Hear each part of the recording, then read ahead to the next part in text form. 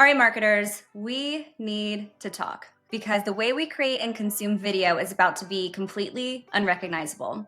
Today, we're exploring a development from Google that is set to dramatically reshape our digital ecosystem, the launch of VO3. This new text-to-video AI model can generate incredibly realistic minute-plus video clips with complex camera work and sound, all from a simple text prompt. Now, Austin, I know you are pretty eager to talk about this one. What are your thoughts on how these tools could impact professional services marketing? I am full of thoughts. You're right. I mean, there is a part of me where I'm just thinking, yeah, it's over. We're doomed. We're That's cooked. It's time to officially hit the panic button. People were panicking about SEO. People were Not panicking panicking about about SEO anymore, are we? no. This is way bigger, guys. This is crazy. I think we crossed the threshold. I published this on LinkedIn. Today's date doesn't really matter. I published this on June 9th because it was that was a Monday, and it was the weekend where I think it was like raining down here.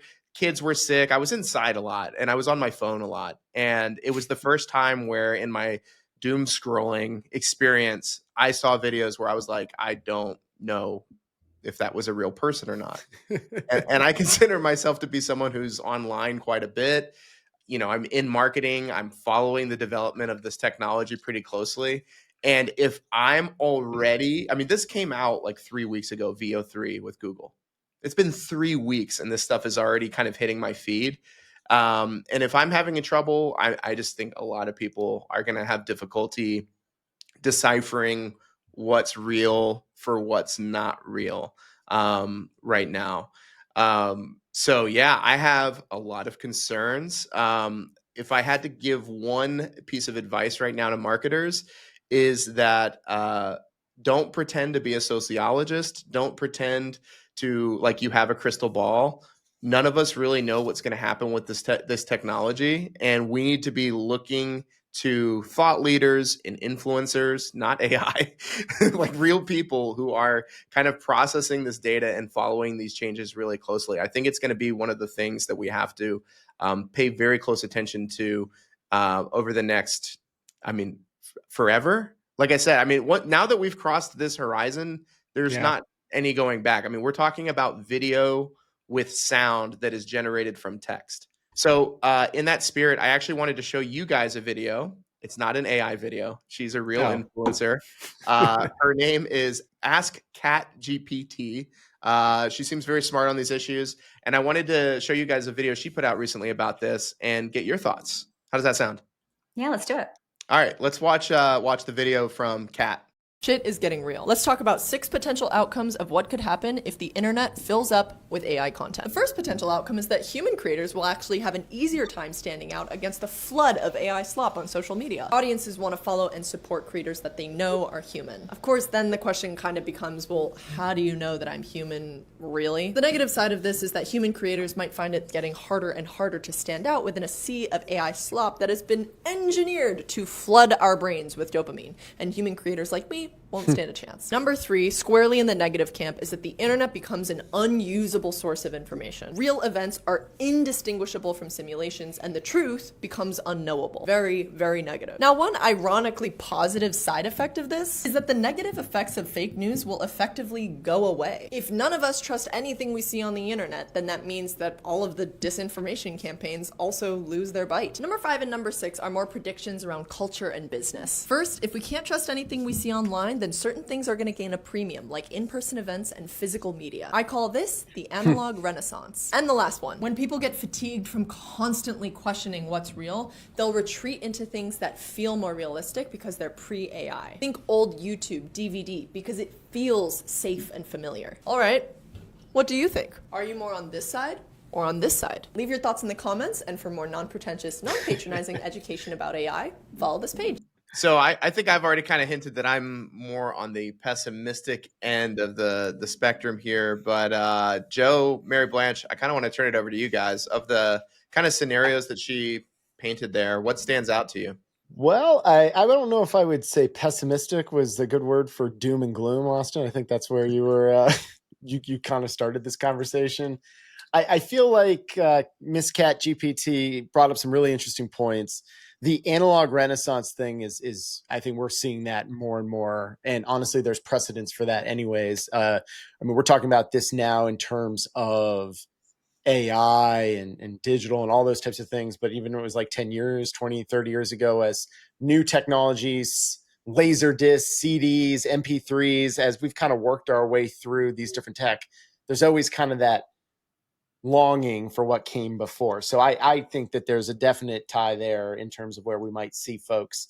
And to be what that might actually then do is for creators like Miss Cat GPT, or we can even start to go up the bigger end of the spectrum with the Paul brothers and Mr. Beast and so forth. The folks that create original content that have done a very good job in growing their brands and their reputations, I don't see how those folks will lose. If anything, I actually think in a lot of circumstances they'll gain, they'll win, because of the nature of people just like people like you, Austin, thinking that the world's doom and gloom.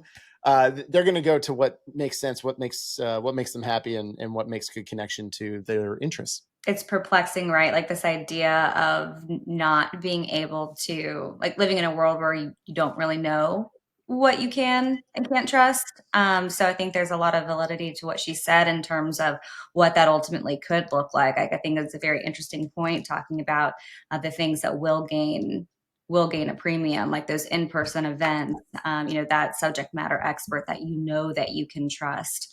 So yeah, very very interesting. It's a very interesting time. Yeah, I mean, I go back to some of the stuff we've talked about, like what are the strategies professional services firms are going to have to think about in Mm-hmm. this era, right? Mhm. Because I have no doubt that this problem is going to immediately make an impact in our sector, and especially for marketers. I mean, we are, as professional services marketers, we are marketing expertise. We are marketing people. So on one hand, there is an advantage that we have, right? Because our people are expertise, and people are all different, right? And as long as people's personalities are coming out and people's true kind of technical expertise is being brought to the table, being brought to the spotlight, then we should be able to kind of rise above, AI slop, for example. But the challenge is, as marketers, going and harnessing that out of experts, right? Spending the time that it takes to actually get to know the experts at your company and helping them raise their profiles. A lot of experts don't even want their profile to be raised. They're cool kind of just being behind the scenes, or they're cool being like that local superstar just kind of with their clients. But as marketers, it's a real challenge, right? Because out there in the space on channels like LinkedIn or even your email inbox, like all these places are getting disrupted rapidly. And like I said, Mm-hmm. like for me, it was my Instagram feed and that changing like over one weekend, how quickly it's like this technology came and boom, it's on my feed. That, the effects of these changes are going to be coming so quick and so fast. And I think what marketers need to continue to do is like bring that human side out in their marketing more. Joe, I like what you said. It resonated with me as well. Kind of that um, analog renaissance. I think Right. there's no doubt that's coming. MB, we experienced that when we went to the conference a few months ago, right? Just like how great it was being there with people, seeing Yeah. people face to face. I mean, that made a pretty significant difference. What does like the end of that look like, though? I mean, this is the kind of thing that I am a little bit doom and gloom, because I'm doom and gloom on the things that, the way that we've done things are over. It's we are stepping into kind of a totally new frontier, and it's some of it will feel familiar, especially that like analog renaissance part, but a lot of us are going to be introduced to things and trends and challenges that we've never seen before. So Yep.